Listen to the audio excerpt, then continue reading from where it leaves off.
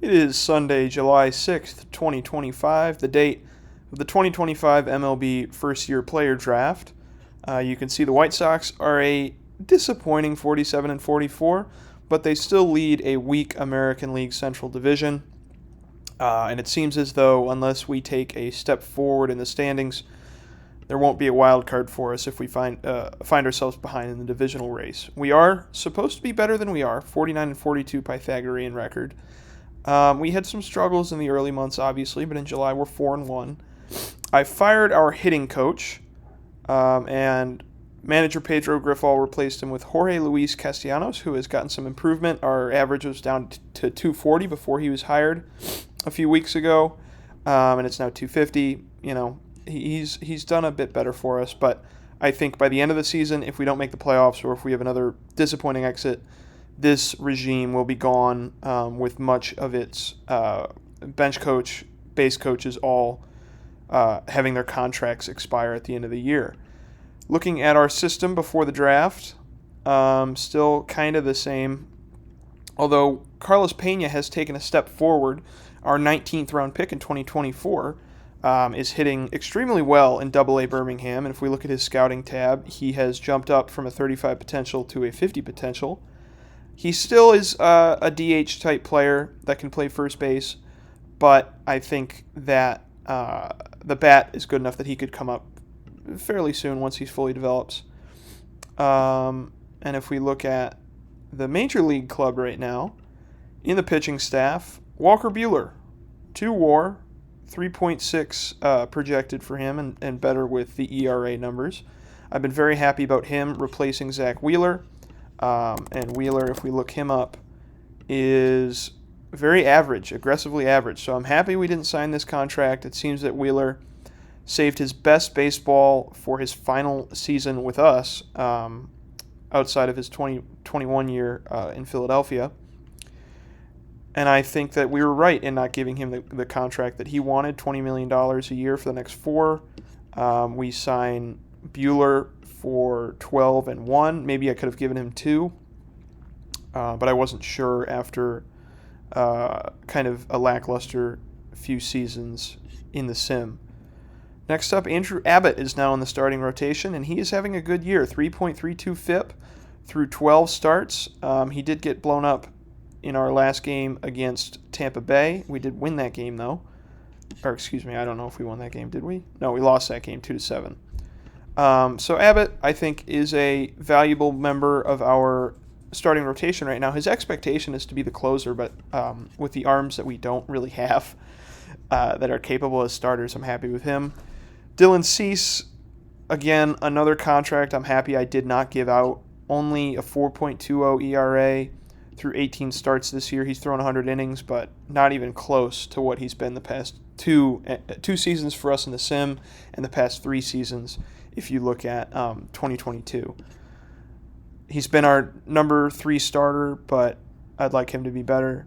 Lucas Giolito, maybe we look to trade him after this year. He still has 1 more year under contract. He's been an average starter for us, but I wouldn't like to keep him on to next year, especially with the young guys we have, and maybe even look to trade him at the trade deadline in a forward-facing move, because I don't think this team is World Series caliber. So I'm going to be looking for any deals that can help us next season, but not necessarily hurt us for this season. I don't think losing Lucas Giolito at this point would hurt us too much. And our last starter, Sonny Gray, has a bad season with his ERA. FIP-wise, he's okay, but I'm disappointed in him. He's another guy we might look to move on from. And then the reason that Abbott is starting is because Framber Valdez has been terrible. He's finally bouncing back now as a full-time reliever, and he's in long relief, so pitching about 3 innings. If we look at his game log, it'll be here. The last time that he was a starter, 5 earned runs, 3 earned runs, 3, 4, 7, 3. He didn't even have a start where he allowed 0 runs in only 2 starts above 6 innings for Valdez while he was a starter. Just kind of done with him. He's a free agent after the year. I've thought about trading him, but nobody wants him. And in the bullpen, Alex Lang is having an okay year, and for only almost $4 million, I'm happy about it. Josh Zborz, 3.28 ERA. He's having another nice season for us. These are all relievers I could also trade. Jalen Beeks was better to start the year off. Our bullpen was so good in the early part of the year. Our offense was just non-existent, which is why I fired the hitting coach.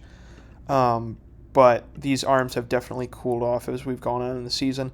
I'm happy about Christian Mania's performance. If we trade one of those righty starters, he will slot in to the starting lineup. Liam Hendricks, I was happy to bring him back for only $8 million, and he's pitching okay. All these guys are kind of just replacement-level relievers. Yennier Cano missed the first part of the season, but he's been okay in kind of a long relief role too. And Matt Moore was an all-star for us, our only pitcher all-star after a 2.45 ERA. Definitely our best relief pitcher so far. With the FIP, he's not as good, but he's gone down to 20 potential since we signed him, and he's still okay. Much like Bert Cole last season, this ancient veteran that we have pitches well enough to make the All-Star game. And if we look up Bert Cole, I think he's in Double-A right now for the Springfield Cardinals, and he's not even pitching all that well. His ratings have declined tremendously. I'm sad about him having such a decline as he's had, but what can you do? Same kind of thing happening with Matt Moore. If I can move off him, I will, to open up a spot for a younger guy and capitalize off his value. On offense, Luis Robert having another stellar season. Again, on track for 150 games, 3.1 WAR.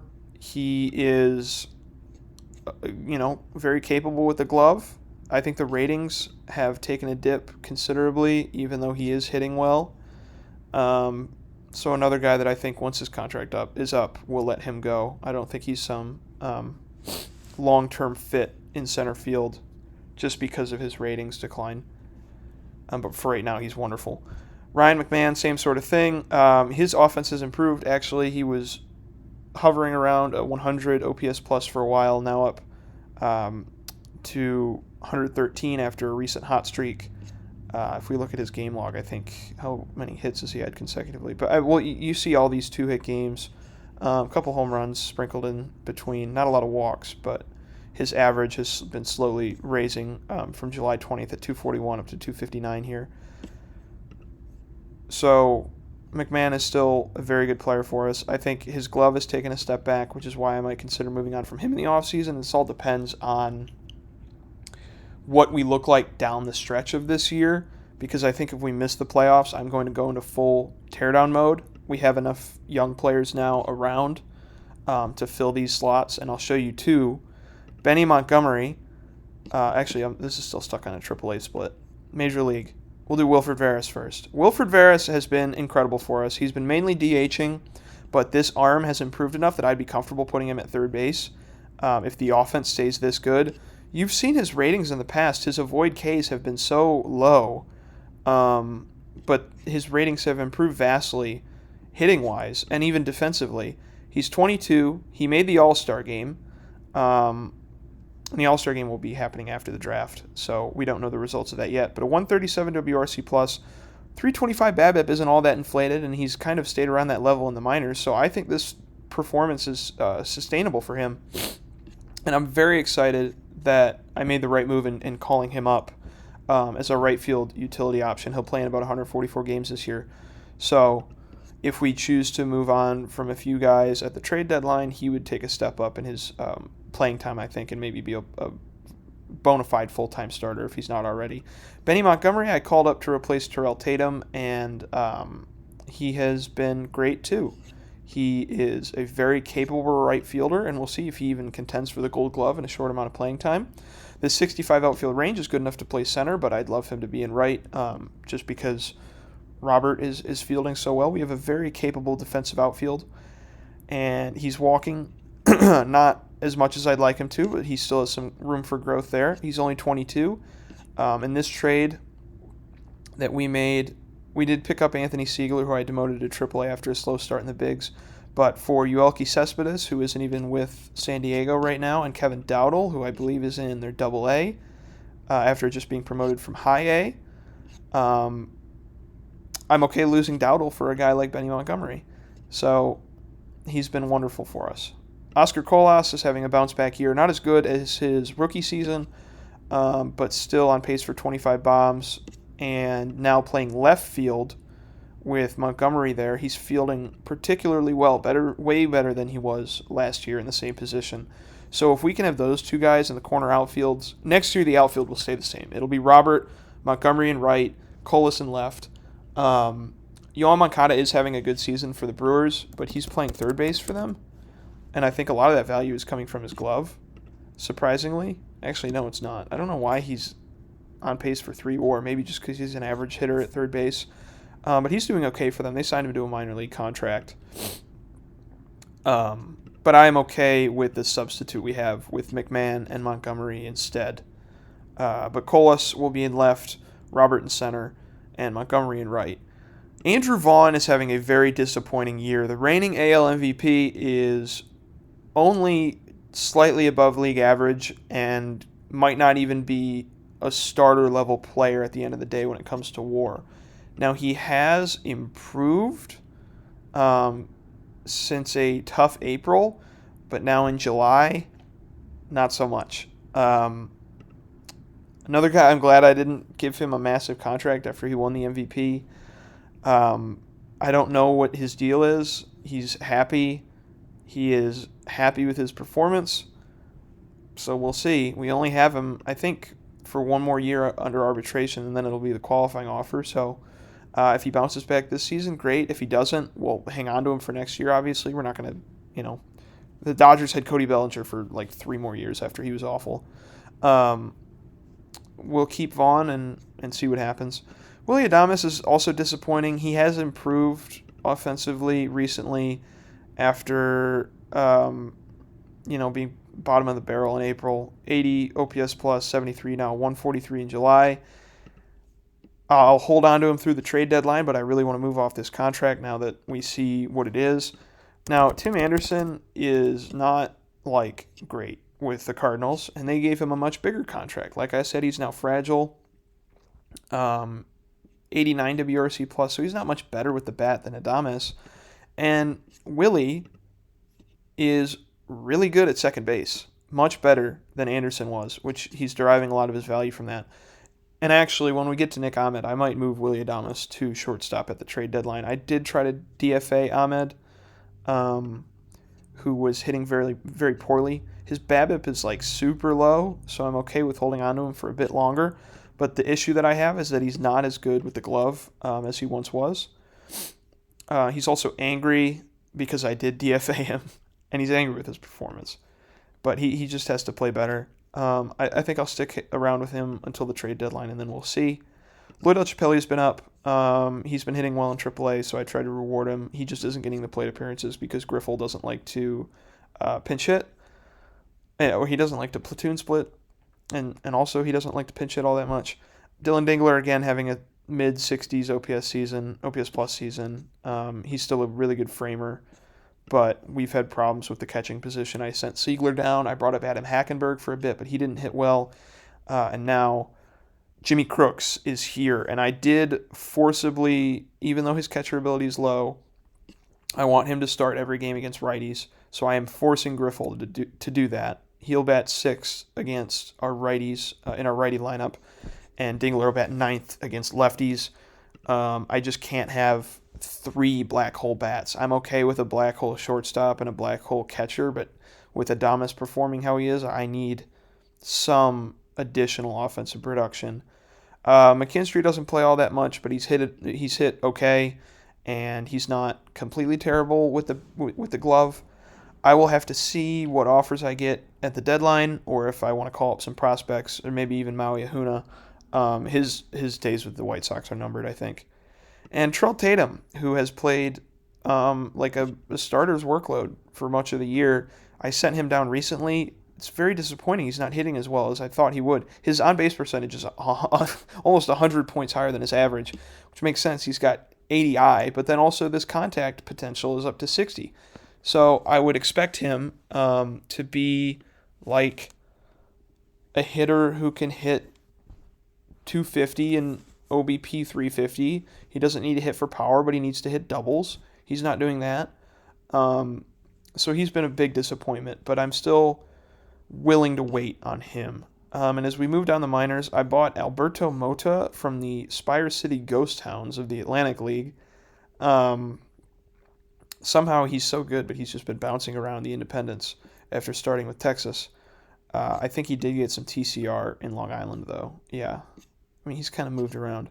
But as our closer here in AAA, he's been spectacular. I will call him up soon, I think. Maui Ahuna, not hitting how I'd like in AAA. The scout still says he can make the jump. He's angry. He wants to be in the bigs. I might call him up soon just so I can placate him. I just don't know where he'd slot in at all. Can I train him at first base? No, I'll keep him in the middle infield. I just want to get him as much playing time as possible if I'm going to call him up. Wes Kath is lighting everything on fire in AAA after I called him down. He had 130 plate appearances in Chicago, 75 WRC plus. The BABIP was low, but not too dissimilar from what he's done. He'll be back up with Chicago at some point. Billy Sullivan got some TCR. He improved up to a 55 potential, 80 stuff. I just called him up to AAA after a really, really good start in AA. He'll probably be up soon. I added him to the 40-man. Harry Ford was also up for a short time, 26 plate appearances. He's hitting extremely well in AAA, and now he's happy that he's gotten a cup of coffee in the bigs. So I think that Dingler might be gone if his trade value... Oh, I already used my shop attempts. But if Dingler has any trade value, I'm going to move on from him because we have Hackenberg and Crooks and Ford, and now I have 4 catchers on the 40-man, which I was okay with because Harry Ford can play other positions, but Dingler has had his shot. He's going to have like a season and a half as a starting catcher with lackluster results, and he can be as good as he wants with the glove, but again, I can't have more than 2 black holes in the lineup offensively. Yvonne Moran is down in AAA. I wanted to bring up Yennier Cano after he was hurt, and Yvonne Moran wasn't even pitching that well. He's been good for us the past 2 years, but such is the plight of the reliever who walks a ton of guys. He's very much like Gregory Soto. He also has low leadership, so I was okay. Jonathan Stever is pitching very well. He will be up if we trade one of these starters or if I just DFA Framber. Mateo Gil is on the 40-man. He's hitting okay. Drew Gilbert's awful. I'm worried about him as a prospect. I DFA'd Mark Leiter Jr., but he's pitching well, so he'll probably be back up. And Siegler I DFA'd, and he's very bad in AAA. Cole Seamus, how's he doing? Okay. So we have the options to replace these starters if we want to trade him. Esteban Gonzalez, not hitting as well as I'd like, but he's still on track with this potential. And Carson DiMartini is hitting very well in high A. His ratings have improved after dropping off a bit. Jacob Walsh, on the flip side, not hitting as well as I'd like. And Rene Lastras, I think we might be beyond him as a player, unfortunately. Same with Lorenzo Carrier. Riley Jackson, though, was hitting better than this the last time I checked. Godinez, awful in the DSL. Rezendiz is okay, but his ratings have slipped. Cervantes, also okay. Any injuries to worry about? No. So that is what the team looks like before the draft, and I think for the first time in this series, I'm going to go through the draft. It's not really a good one. I believe we are mocked Donovan Jeffrey, who I don't really like all that much. He's got a great power potential. He has high work ethic as a high schooler, but all these other ratings worry me, and $1.2 million slot is okay. I think I'll add him to the draft board just because he was on the mock draft for us, but I don't think I'll take him. Gavin Keelan, or Kylan, I don't actually know how you pronounce him. I've drafted him like 4 times. Ethan Holiday, Jackson Holiday's brother, Riley Stanford, who's a good two-way player, and Gavin Richards and Cal Miller are the top 5. So let's see who we end up with here. I have my shortlist filter on if they're shortlisted. I went through the draft, and I made this draft board shortlist. It's more than that, 125 players long. Normally, I like to get it around 200, but with these non-generated draft classes of real players, the talent usually isn't as good. So I wind up with less.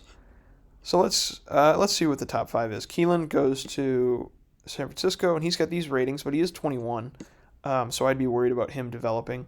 Signs for $9.5 million. Riley Stanford goes to the Blue Jays. He's not as good this year as a two-way player, but as a starting pitcher, he's pretty good. I wouldn't take him at number 2 as a 22-year-old with this low movement, but sure. Kansas City takes Cameron Smith, who is listed as a shortstop, but will play first base, unless they put him at third, which would be a disappointment. He is lighting up. What league is this? The NECBL. And that's probably why they took him. A 341 OPS plus, only in 136 plate appearances. $10 million demand. Not for me. Justin Lampkin goes 3, and I would take him, although he does have this low work ethic. But these ratings for a college pitcher are very good. $8.2 million, though. Meh. Ethan Holiday, I didn't have him on the short list because he wants $11.5 million, and he's really only a second baseman and not a very capable one at that. He is coming along as a high schooler, though. He would probably be like my top pick besides Keelan. And the Angels pick Parker Johnson, low work ethic college pitcher. Is he lefty or righty? Righty. Okay. Auto draft to the White Sox pick, and we pick number 33 overall, and we do have 2 supplemental first-round picks from the Anderson and Wheeler sagas. So again, I am very happy with their performances, not signing them. Wheeler is replacement level right now, and Anderson is not much better than Adames at a more expensive number. We pick up 2 first-round picks. We don't have to pay them long-term. We don't have to pay them right now. They were fan favorites on the team, but it's cost of doing business. All right, let's see. Noah Franco, out for 2 months with a partially torn labrum, wants $1.9 million, very high contact potential at 19, is only a corner outfielder, but will be able to play first. He's a lefty. Donovan Jeffrey, we already went into.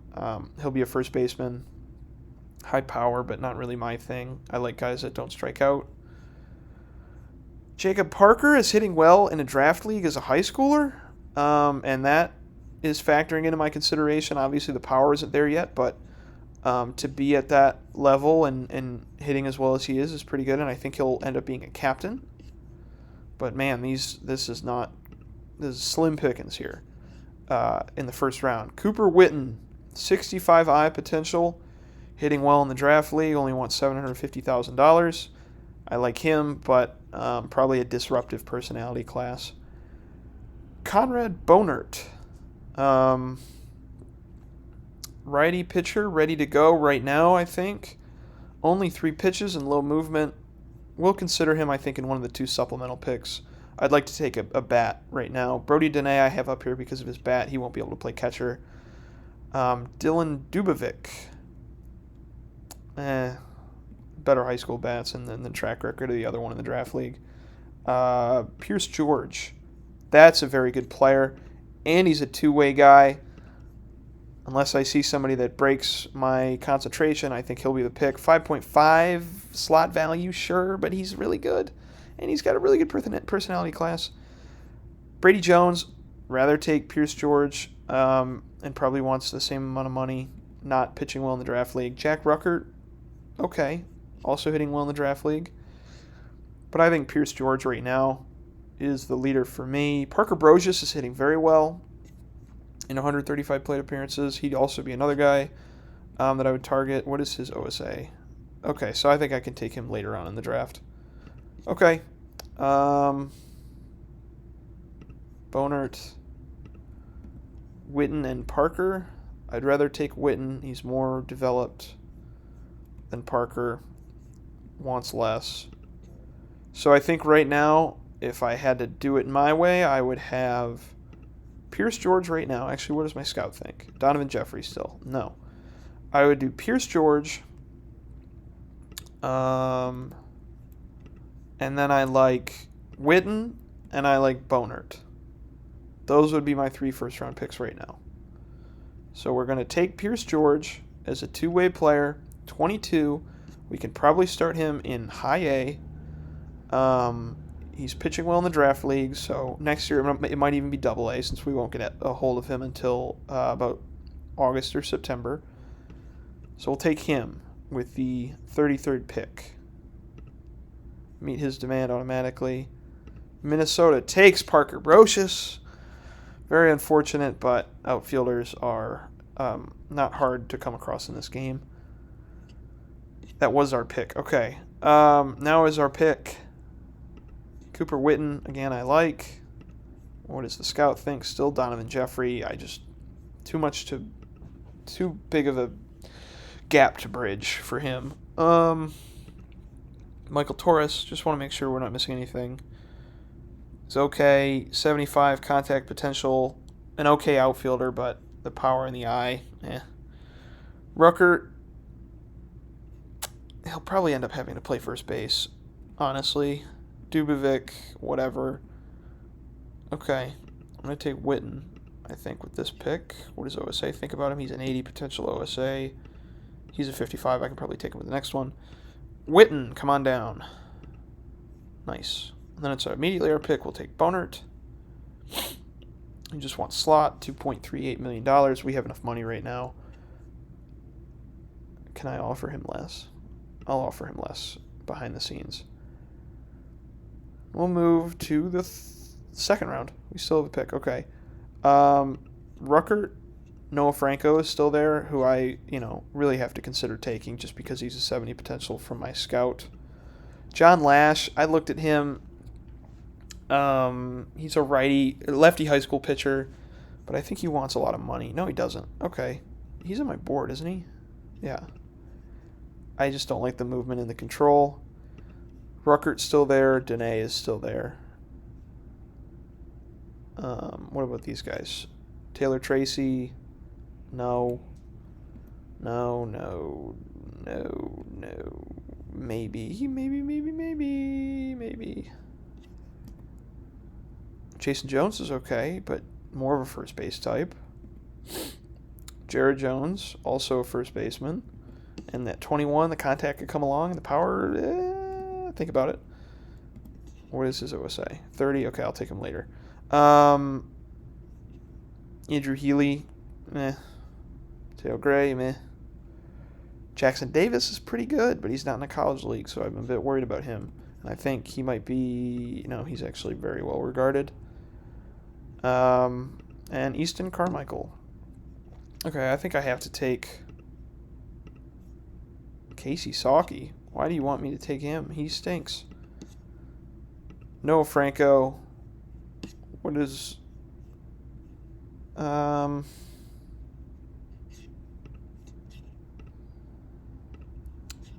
leader in intelligence. What are you saying about him? Potential power is dropped.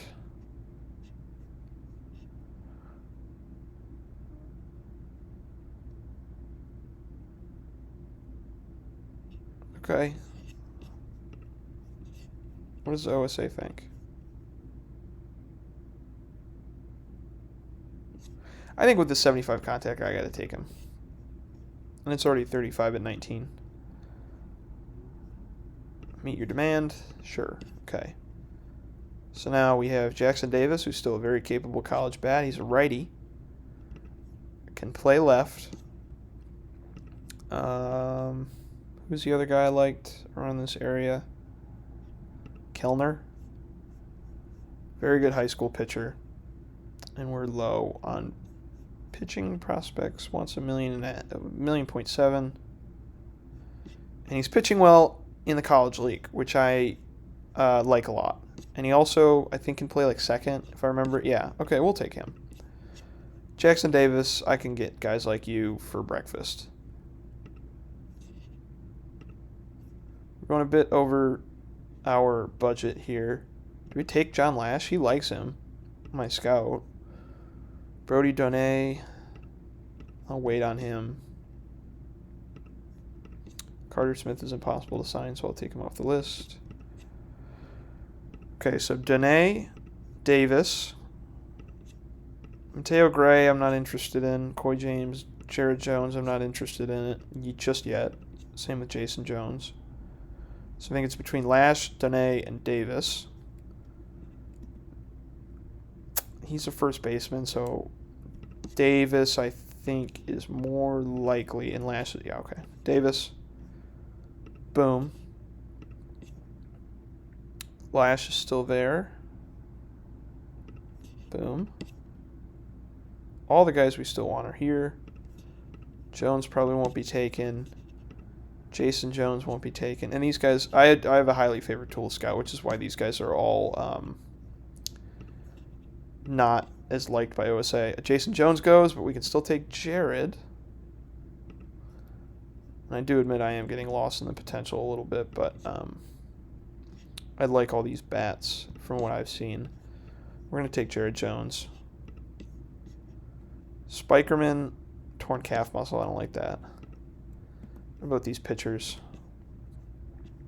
This is the range where you like to take some college pitchers, and we're getting towards the end of our short list here. What are the pitchers we have? I want to fill out. These college guys are very easy to draft towards this range, and they end up being decent. Von Necker, I actually want to take right now. I forgot about him as a two-way player. Yes, please. 18-year-old with that kind of potential. Kind of a free first-round pick. Take Brendan Nair. Bo Shane. Nate Daum. Dylan Adkins, I think, still has a good bat, right? Kind of. McKinney, I don't need to take you right now. What about batters? Who do we have left? Todd Hudson's still here. Nice. Wanted him. What about these catchers? Jarrett Sable, I've had made the bigs for me before. And I think I'll end up taking him. Elgin Bennett. Laviolette. Dean Moss. Jacob Jenkins-Cowart.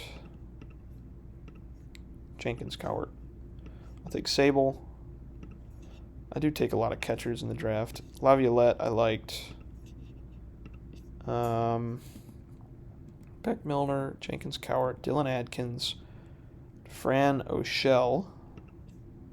I don't really like any of these guys anymore, so let's see what OSA has to offer me, or at least the guys that I didn't like. What does my scout think? Trey Rucker? Sure thing. Who do you want next? Brock Blatter? No. I'll take Milner because I have him on the short list. So many catchers, man.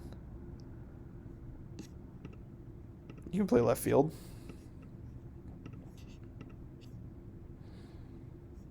What about pitchers? How many pitchers are left? Not many.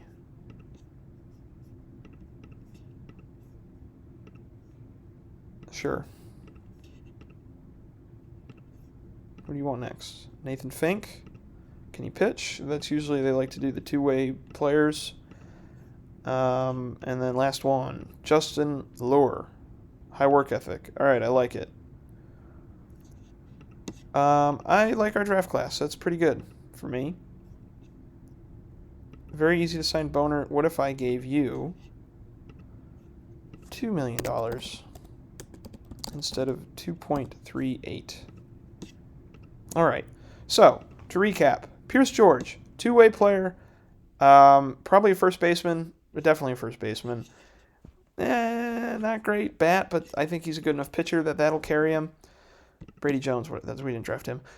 Cooper Witten, not as great of a developed 21-year-old as I'd like, but I still think he's okay in the supplemental first round, especially with what this draft class was. Bonert will start up in Double-A immediately, I think. Franco is hurt. He's American. Franco is hurt.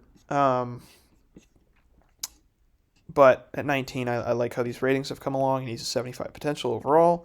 Boston Kellner is a high school pitcher at 19. Jackson Davis is this kind of player at 22. John Lash is an 18-year-old lefty in the 5th round. Brody Donay, Jared Jones, Vaughn Necker, who will be immediately changed to a first baseman. And that about wraps it up. These late round picks, they make it or they don't. All right, that'll do it for this video. I think I'll be back with a preview of the trade deadline, a shorter video. This was a longer one. Thank you for tuning in. The series shall continue. Goodbye.